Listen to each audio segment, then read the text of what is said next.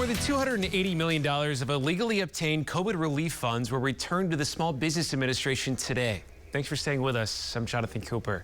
The Secret Service says it has been investigating 30 months of pandemic fraud. Natalie Brand has more. The Secret Service returned $286 million in stolen government funds to the Small Business Administration Friday as part of its ongoing investigations into pandemic fraud. In this case, phony applications for economic injury disaster loans known as EIDL. The majority of the accounts had been established using synthetic identities, stolen personal identifiable information, or the utilization of willing and unwilling money mules.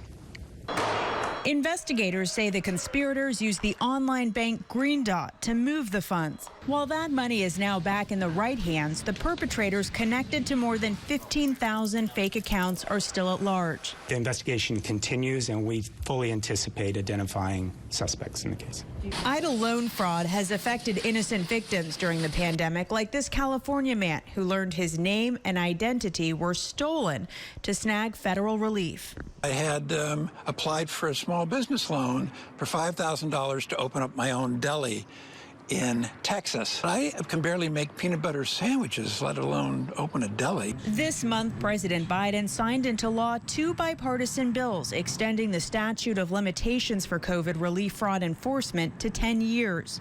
You can't hide. We're going to find you. We're going to make you pay back what you stole and hold you accountable under the law. The Secret Service says that extension will afford the agency the extra time it needs to track down the criminals. Natalie Brent, CBS News, Washington.